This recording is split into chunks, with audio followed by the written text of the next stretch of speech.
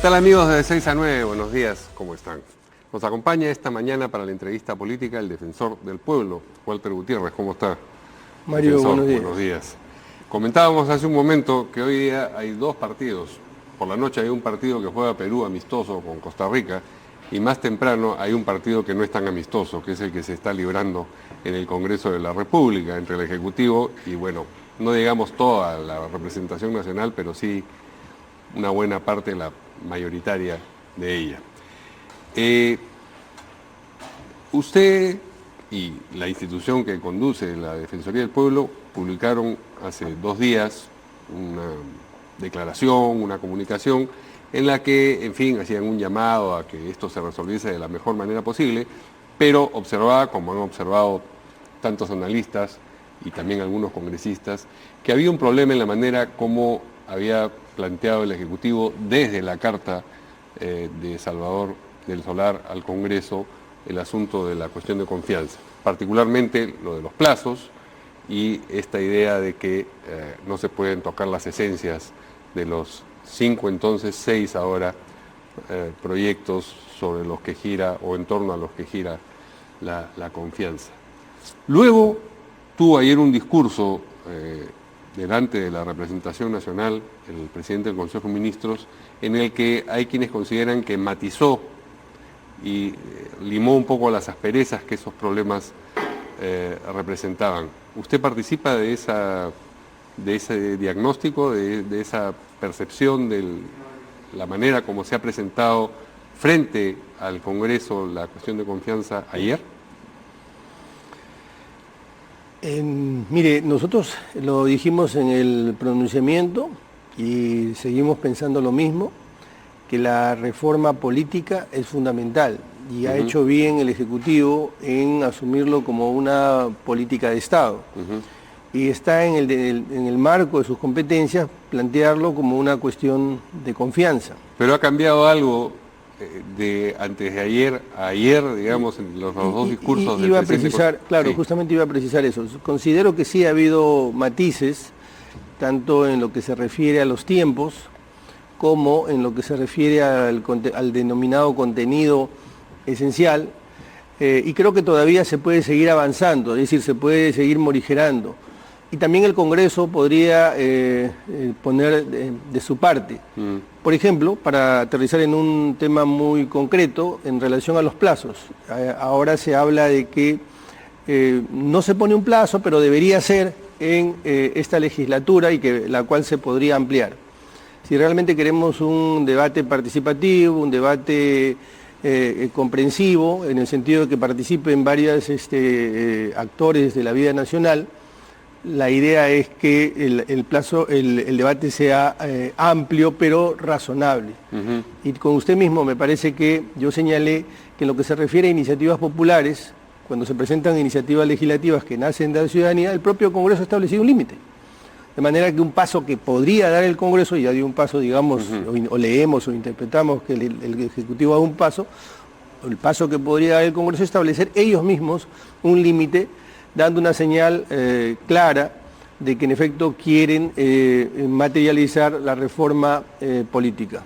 Ahora, claro, usted dice, podría continuar habiendo morigeraciones, pero ya solamente desde el lado del Congreso, porque la cuestión de confianza ya fue presentada, digamos. Todo lo que diga a continuación el presidente del Consejo de Ministros o el presidente no forma parte de la cuestión de confianza. Esta ya ha sido materializada en ese discurso y, claro, usted dice, a propósito del plazo, ha habido una flexibilización, pero plazo de todas maneras es decir, 15 de junio o 25 o 26 de julio, aunque un plazo es más largo que el otro, de todas maneras hay, digamos, fecha perentoria. Lo que no ha mencionado en este discurso el presidente del Consejo de Ministros es esa coda de valoraremos que la confianza nos ha sido rehusada. Bueno, eso ha sido retirado aparentemente, no se ha mencionado. Es lo más importante y eso de todo. Me parece muy positivo, sí. Muy importante que no se haya mencionado. Al iniciar la entrevista, usted decía, estamos en la entrevista política. La verdad yo no soy ni siquiera un aficionado en política, de manera que no me atrevería a dar Bueno, es una entrevista sobre materia política. Sí, claro, lo entiendo perfectamente, pero el aspecto jurídico, que es sobre el que podríamos hablar, el Congreso es un órgano político, pero también tiene competencias de carácter jurídico. Y los abogados sabemos que todo acto jurídico es un acto de interpretación. Todo acto jurídico, y estamos aquí frente parte de una interpretación, sí. Siempre hay una interpretación. Por lo tanto, le cabe al Congreso interpretar este contexto e interpretar este pedido de confianza. Y ahí pueden interpretar justamente esto que estamos diciendo. Es decir, que sí, en efecto, hay un plazo al final del día, pero ellos interpretan que ese plazo se lo van a imponer o se lo van a plantear ellos mismos. Es decir, bien podrían entender ellos, o en su mayoría, porque claro, nosotros decimos el Congreso, pero el Congreso son 130 personas, cada una con un criterio presumiblemente individual. Que lo que se les pide votar es lo que la Constitución permite. No van a mal pueden votar algo que no está en la cuestión de confianza tal cual está acotada en la Constitución. Entonces dice, bueno, tú mencionarás plazos, tú mencionarás que yo no puedo tocar la esencia, pero eso en realidad no me lo puedes plantear. Yo solamente voto la cuestión de confianza, que es las políticas que estás colocando delante mío. Eso podría producirse y no estarían, digamos, ellos saliéndose del marco constitucional, ellos los congresistas, digo. De hecho, es una lectura perfectamente posible. Es decir, ¿quién puede estar? He escuchado no a uno, sino a muchos congresistas decir quién puede estar en desacuerdo con tal o cual de fórmula legal, planteamiento legislativo que nos han hecho. De manera que vamos a dar la confianza en ese sentido. Y que en relación a lo extra, lo que está fuera de los parámetros constitucionales, ni siquiera nos vamos a pronunciar. Esa podría ser tranquilamente una respuesta. Ahora, vayamos por un instante al escenario posterior a esa figura. Le dan la confianza, pasan 15 días, el Congreso le hace modificaciones a las propuestas del Ejecutivo, que el Ejecutivo considera tocan la esencia de esos proyectos, o se demora más, ¿no? Llega el 25 de julio y no han terminado con ello. ¿Cómo se materializaría la posibilidad de disolver el Congreso? Es decir, de pronto el presidente dice, bueno, yo considero que si bien me has dado la confianza, esa confianza no se ha visto reflejada en tus actos posteriores, de manera que yo ahora disuelvo el Congreso. ¿Eso tiene una vía constitucional de materializarse también? De hecho, yo creo que esa posibilidad ha quedado, o va quedando completamente de lado, porque creo que va quedando claro que la cuestión de confianza es un acto que se realiza en un momento determinado. ¿Se da o no se da la confianza? Pero va quedando, es un durativo, es decir, es algo que es un proceso que todavía no ha terminado, como ocurre con todos los gerundios. En este caso. Sí, entonces, todavía eso no es, digamos, un territorio que está cortado en negro y blanco. Estamos en un gris a propósito de ese detalle. Sí, porque cuando ya que estamos en gerundio, va quedando en efecto y también se van sumando cada vez más voces, que en el sentido de que la cuestión de confianza es un acto. No es una historia, no es un decurso, sino es un acto. ¿Se da o no se da? Eso no quiere decir que el Ejecutivo no tenga otras alternativas que tiene que explorar. Alternativas, me dieron la confianza, pero no estoy precisamente de acuerdo con eso. Bueno, el Ejecutivo tranquilamente podría plantear, no él porque la ley no se lo permite, pero los ciudadanos podrían plantear iniciativas populares para empujar una reforma constitucional, si es que el Congreso no da signos claros de querer avanzar con la reforma o hacerlo en los términos que, digamos, la mayoría pudiera estar en desacuerdo. Pero es un escenario completamente distinto.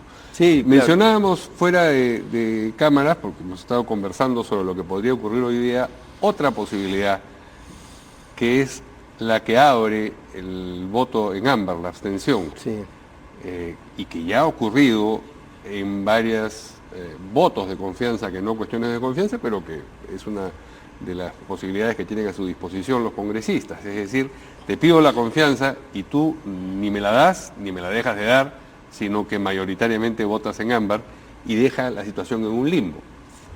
Sí, no necesariamente en un limbo, ¿no? A ver, lo que ya se dio en el gobierno en el sentido de que no pueden ir para adelante ni para atrás, ¿no? Sí, pero hablen en un espacio de diálogo, justamente para que se encuentren, porque podría ser, como sucedió en el caso del gabinete Cornejo, que creo que por más de 60 votos hubo abstenciones y no es que se le negó la confianza ni que se le dio la confianza, ese era un voto de confianza. Sí. Entonces no se podría interpretar que se ha negado la confianza. Pero tampoco se ha... Exactamente. Por eso digo, y es un entonces, limbo, se abre una especie, el tiempo se detiene. Pero se abre el espacio para que se justamente... Y fuerza el diálogo, sí. Buscar puntos de encuentro, de consenso, porque la Defensoría sacó un pronunciamiento no porque se ocupe de la organización o los límites del poder solamente, de hecho está en sus competencias, sino porque esto tiene que ver con el día a día, con los ciudadanos, con la reforma, la reconstrucción, perdón, con los servicios públicos, y eso es lo que nos preocupa. Y si se abre ese limbo, tiene que ser muy corto. Esperemos más bien que el día de hoy se dé el voto de confianza y el Ejecutivo así lo interprete y que luego de eso nos pongamos a acercarnos todos, a debatir y a cerrar las fórmulas legales y finalmente haya reforma política. Para no dejar el limbo, digamos... Para no quedarnos en el limbo. Para no quedarnos en el limbo,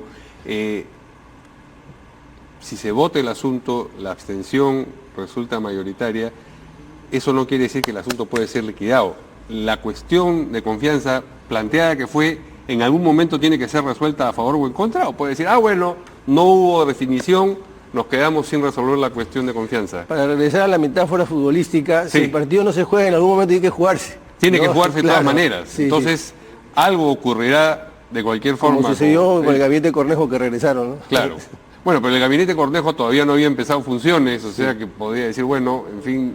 Bueno, esa es toda otra discusión jurídica por una razón, porque cuando el gabinete jura ya está en funciones en realidad. Ahí tenemos nosotros, como siempre, pues hemos importado por pedazos figuras legales, ¿no? Pero bueno, estamos hablando de otro tema. En realidad, en este caso concreto, yo creo que rápidamente tendría que llegarse a un acuerdo y salir del entrampamiento político, ¿no? Otro problema, siempre... en los escenarios especulativos, porque es lo único que cabe hacer en este momento en el que todavía no se ha votado la confianza, es no tiene la confianza el gabinete, la confianza es no tiene la confianza el gabinete es lo primero que cae. Sí, claro. Claro, de manera que lo que ocurra a continuación ya no va a ser ya no sería responsabilidad de Salvador de Solar ni de sus ministros. Es decir, él dice, bueno, yo hasta aquí llegué, si alguien quiere disolver el Congreso, que tendría que ser el presidente, será no otro. No lo puede hacer solo. ¿Ah? No lo puede hacer solo. No, claro, tiene que ser para empezar el presidente, pero con un gabinete. Es decir, tienen que enrolar un gabinete dispuesto a firmar esta circunstancia. Así Incluso si es que se produce el escenario que mencionábamos antes, aquel en el que 15 días después dicen, bueno, me diste la confianza, pero yo valoro que no me la has dado y en consecuencia disuelvo el Congreso, lo primero que tiene que ocurrir, si han valorado que no se lo han dado, es irse ese gabinete. Correcto, y como bien señala la Constitución, el presidente nunca suscribe sus actos de manera individual, siempre, porque hay responsables políticos que son los ministros. Tendría que haber un gabinete y un presidente del Consejo de Ministros que firme la resolución. Y ese escenario es difícil de imaginar con protagonistas, es decir, ¿quién va a decir, yo voy a disolver el Congreso? Digamos, candidatos siempre hay. Bueno, sí, pero ese es un terreno estrictamente político y, como usted bien dice, sumamente difícil por el contexto, es incluso, yo diría, incluso más difícil que el propio 5 de abril. Porque desde el punto de vista jurídico hay muchas objeciones. ¿Ha observado usted el nuevo proyecto a propósito del levantamiento de la inmunidad parlamentaria? Porque claro, ese fue archivado, como ustedes recuerdan, los amigos televidentes, fue archivado por la Comisión de Constitución, pero la cuestión de confianza ha sido presentada alrededor de 5 más 1 que han agregado ahora, que es un nuevo intento de reforma de la inmunidad parlamentaria. ¿Usted ha revisado ese proyecto? Sí, lo hemos revisado y creo que amerita un importante debate. Han habido algunas objeciones que creo que... ¿Le parece mejor, peor, igual que el anterior? Yo creo que es una base para empezar el debate, porque se cuestiona que el Congreso sea, comillas, juez y parte. Pero el sistema de justicia es el que va a demandar el levantamiento y es el sistema de justicia también el que va... Entonces eso también es atendible. Yo en lo personal, yo sé que esto no es muy popular, considero que la figura de la inmunidad parlamentaria tiene que mantenerse, porque no estamos hablando, cuando hablamos de reforma constitucional, no estamos hablando de este Congreso. De esta representación nacional. De esta representación nacional. Estamos hablando del Poder Legislativo. Y su expresión y por eterna. lo tanto, nuestras reformas tienen que ser vistas con vocación de continuidad y de futuro. En ese contexto, yo en lo personal soy partidario de que se mantenga la inmunidad parlamentaria, pero de ninguna manera en los términos, con la laxitud que ha existido y peor todavía del modo como se ha ejercitado. Entonces, ¿qué ejercido? Yo creo más bien que hay que acotarla, regularla, con las precisiones que se están haciendo, poniendo límites, ahí sí también poniendo plazos muy perentorios. En derecho el plazo perentorio es aquel que no se puede dilatar, o sea, estableciendo plazos perentorios para que esto no termine siendo en realidad un mecanismo de protección y de negociación interna dentro del Congreso, porque seamos claros, muchas veces eso sucede porque se necesita ese voto, porque no se quiere, digamos... perder una mayoría relativa. Correcto. O lo que Entonces, fuera. esa política con minúscula no se debe permitir en el Congreso de la República. Ahora, a la luz de esta experiencia y también de las anteriores, ¿usted cree que hace falta precisar en la Constitución de manera mucho más taxativa qué es el voto de confianza, en qué circunstancias se plantea y bajo qué, es decir, acotar más explícitamente las formas que puede adoptar el voto de confianza? No diría que minuciosamente, porque por más imaginativo e ilustrado que sea el legislador, siempre la realidad lo va a superar, pero creo que sí hay que dar paso. Y yo voy a poner un ejemplo. Por ejemplo, por favor. Mire, lo que se entiende por incapacidad moral. Ah, bueno, ese es otro artículo de la Constitución. Es que el ejemplo es importante. Sí, entiendo. El concepto de incapacidad moral, tenía que ver con la capacidad propiamente física, porque la persona ya no tenía capacidad de decisión. Lo que pasa es que el término moral en el siglo XIX no es el mismo... más bien a un problema psíquico o cognitivo, Claro, digamos. a eso se refería. Sin embargo, 200 años después ya no significa lo mismo. Entonces sí requiere regular. Hay quienes dicen no se debe sacar, ok, pero sí se requiere regular. Lo propio sucede con el voto de confianza. Sí hay que regularlo de una manera mucho más puntual para que este tipo de baches que se dan en la República y que van a afectar al final del día la economía, la marcha del país y los derechos no aparezcan a cada momento. ¿Qué precisiones tienen que incluirse en la cuestión de confianza? ¿Qué precisiones tienen que incluirse en la cuestión de confianza? Dado que estamos viendo que... Así como en el otro caso moral tiene que ser, digamos, explicitado a qué se refiere en el siglo XXI. Bueno, dado justamente que estamos viendo que yo creo que no se ha entendido que la Constitución es fundamentalmente una norma de asignación de competencias, una norma de límite del poder. Entonces el Ejecutivo tiene que entender cuáles son los límites de su petitorio de confianza. Y creo que eso habría que desarrollarlo un poco más. No puede ser que esto sea, digamos, una herramienta de uso estrictamente cotidiano o político.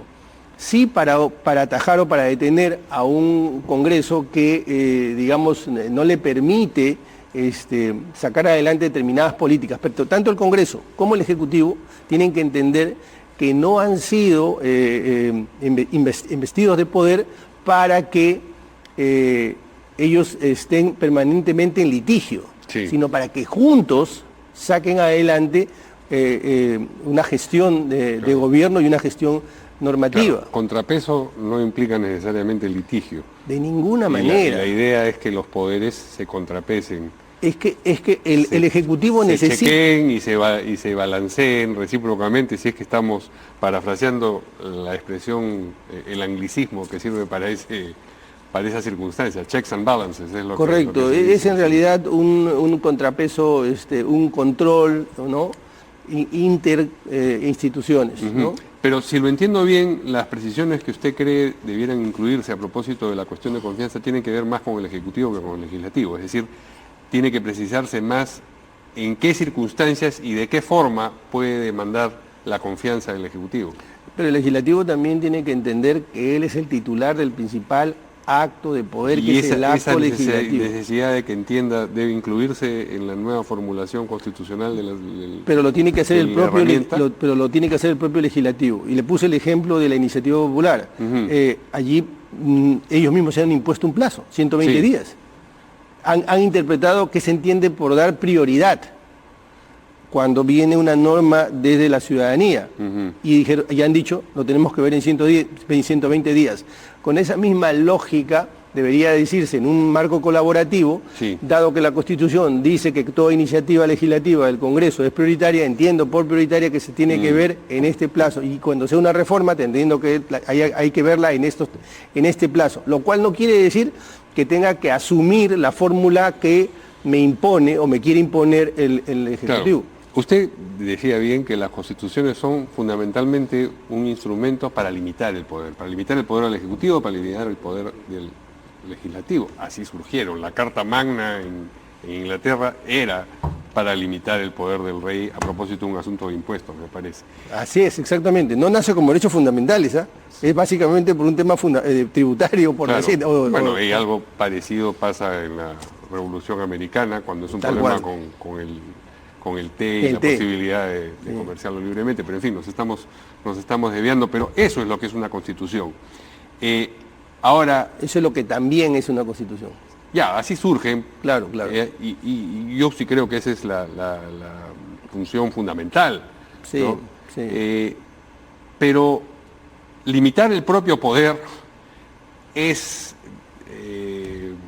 improbable en la escena política, es decir, imaginar que el propio Ejecutivo se va a cortar las uñas, el Ejecutivo, digamos, atemporal, no este Ejecutivo, y que el Congreso atemporal, no este Congreso, se va a cortar las uñas, es difícil, es, digamos, como decía yo al principio, improbable. Sí, pero para eso existen mecanismos que lo pueden obligar, como son, por ejemplo, las iniciativas populares que van enderezadas a reformar la Constitución y que el Congreso tiene que asumir. Claro, pero alguien tiene que encabezar esas iniciativas. Bueno, de hecho no puede ser el Ejecutivo porque no está facultado para eso, pero sí pueden ser los ciudadanos o algunos... Un partido político. Sí, o el presidente como ciudadano también, pero no como presidente. Bueno, pero eso es, en este momento creo que no es No, y además, ¿cuántas firmas se necesitan? Bueno, eso depende del padrón, pero en un momento eran 50.000, hoy deben ser 60 y tantas mil, 70.000. ¿no? Eso no es imposible. No es, de hecho, hace 10 años, justamente para que no sigan habiendo universidades de garage, nosotros en el Colegio de Abogados presentamos una iniciativa popular. Cuando yo era decano del Colegio de Abogados presentamos, no nos costó mucho trabajo. Y la gente me decía, no vas a conseguir las firmas. Bueno, conseguimos las firmas en menos de un mes, porque la gente entendía que esas universidades eran una estafa. 10 años después, presentamos al Congreso la iniciativa popular, no se vio, y miren, 10 años después. Eso es lo que puede ocurrir, que muchas gracias y lo guardan. Lo apilan en una ruma que nunca debe ser tocada. Claro, pero una cosa es un gremio y otra cosa es pues para una reforma constitucional y en un contexto como esto. Esto no es fácil, desde luego es complicado, pero digo, hay alternativas. Existen instrumentos disponibles. Sí. ¿Qué pasa con una bancada o un congresista que no esté de acuerdo realmente con algo que es más allá de los grises, la esencia de una de las propuestas? Por ejemplo, la alternancia de género en las listas, la paridad y la alternancia. Tiene que votar en contra, entonces, ¿cómo hace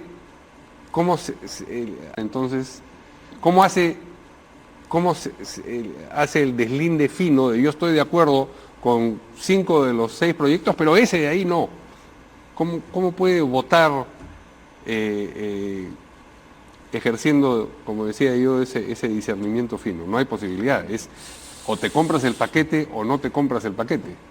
Es que yo en ningún momento he creído, Sí. no creo, Sí. que un congresista esté compelido a votar o el todo o el nada. Ajá. Estamos hablando de políticas. O sea, la reforma para mí, Claro. o sea, el presidente, entiendo, está diciendo, el presidente del Consejo de Ministros está diciendo, la reforma política en estos puntos son importantes. O sea, sería legítimo que un congresista, no estando de acuerdo con la alternancia y la paridad, vote a favor de la cuestión de confianza porque entiende que le han preguntado por una política Desde genérica, de reforma política. Incluso podría estar a favor de un enfoque de género y la participación política, una mayor participación, un acto positivo, pero esa no sería la fórmula que él adoptaría. Y, digamos, ese es el escenario que probablemente y deseablemente vamos a tener hoy día en la votación de la cuestión de confianza. Es decir, confianza otorgada y independencia del poder salvada, del poder legislativo, quiero decir. Yo espero que el Congreso reflexione y en uso de sus facultades otorgue la confianza, porque creo que el país, la ciudadanía quiere una reforma política y también de una señal clara, objetiva, no simplemente vaga de que vamos a dar la confianza, sino lo vamos a hacer pronto y en estos términos, en este plazo, pero que nosotros imponemos. Entiendo que ese sería el mejor camino, pero siempre habrán otras fórmulas. Como dije, yo no soy ni siquiera un aficionado en política, así que no voy a dar recomendaciones ni claves, solamente son apenas reflexiones. Bueno, pero a fuerza de estar en la Defensoría del Pueblo, su hábito de reflexionar y observar la política tiene que haberse hecho más frecuente. Ha habido, digamos, un pulseo, sigue existiendo, volvemos a los gerundios, un pulseo entre el legislativo y el ejecutivo. Si se produjera el escenario que acabamos de describir, te doy la confianza, pero me reservo los derechos que tengo, ¿le habrían mojado la pólvora al Ejecutivo o no? Le habrían dado la confianza. Sí, le habrían dado la confianza, pero no, digamos, no consiguió el plan máximo, que era o todo o nada, o como decía ayer Mauricio Mulder, patria o muerte, le han dicho ni patria ni muerte. Sí, pero la pelota está en la cancha del legislativo y el legislativo tendría que dar una señal, porque ese limbo, ese estar debatiendo, creo que le hace daño al país y le hace daño también al legislativo. Yo creo que el legislativo ya tiene, hace rato que tiene que dar señales claras en el ámbito político y en el ámbito de los derechos, que no está dando y es tiempo que lo dé. Muy bien, muchas gracias al Defensor del Pueblo, al que lo hemos forzado hoy día a que vierta opiniones sobre el escenario político. Los invitamos a que se queden aquí en Canal N, porque van a tener ustedes lo que queda del debate y, por supuesto, en algún momento la votación sobre la cuestión de confianza. Nos vemos mañana aquí en De 6 a 9. Buenos días.